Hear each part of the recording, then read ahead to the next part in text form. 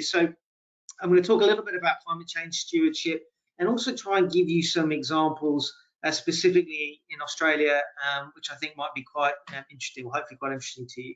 So when we think about infrastructure and asset management and adaptation, I guess there's a number of key things that are playing out. And some of this, obviously, you would have been hearing about. It's the dominant rhetoric at the moment.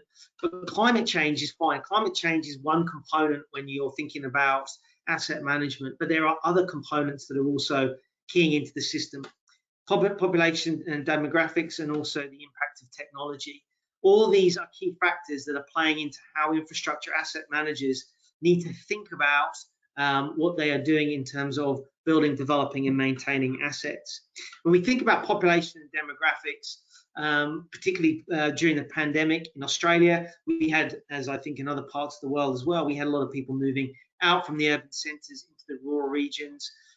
Also, now we're seeing different modes of transport and how people are moving around, particularly with e-scooters, e-bikes within urban centres. And now the onset of technology. When I first joined IPWA, one of the key things I said to my organisation and to our members is, if we're not thinking about the future world and the future technology, then we're probably not doing our jobs. So what is it? What are some of the key technologies that are playing out, and how will that help our members, and how will that help in terms of infrastructure management? But as always, the key foundations of any good infrastructure and asset management is thinking long term. And we say that consistently, having a long-term plan to what you do, which is difficult, and it's difficult when we live in short-term political cycles. But having a long-term plan, and obviously making sure that the fundamentals are there, having an asset management plan, and also linking that back to the long-term financial plan, which is interesting because even Australia, which is seen by others as sort of quite a way ahead in terms of infrastructure management. There was a recent report that we did, well, it was 3 years ago now, looking at the overall space of infrastructure asset management and where we're at in Australia. 3/4 or 67% of councils in Australia, only 67% had an asset management plan, and then less than a third of those were actually linking it back to a long-term financial plan. So there's still work to be done, even on the basics and the fundamentals. In terms of climate change, so this is, all around the world, we're being impacted by climate change, and that obviously affects assets and asset management resilience going forward.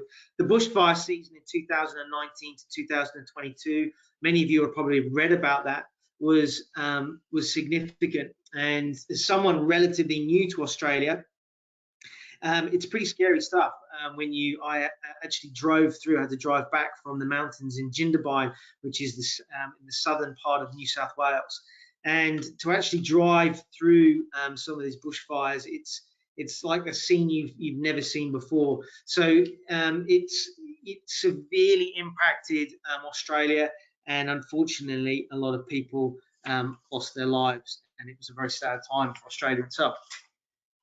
The fires burnt through an estimated 14.3 million hectares, destroyed over 3,000 buildings, including 2,779 homes, and unfortunately 34 people died.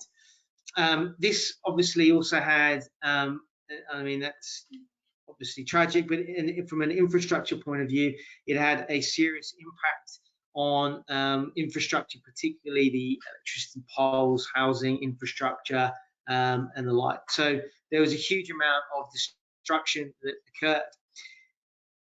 But if we just go back a bit and we think about how Australia is governed, it's very different in the UK. It's very different to the UK. There's 3 levels of government. There's the federal, state, and local councils. And it's interesting that when you consider these different levels of government, the local government or local councils are responsible for they're responsible for $523 billion worth of assets at a local community level, but they only receive 3.6% of Australians' taxes. So you've got this juxtaposition here where a lot of the responsibility for the maintenance of assets, the development, building of assets, and the ongoing lifecycle renewal of assets comes down to a local council level, but they only receive a very small percentage of taxes. So they very much rely on federal and state funding. So let's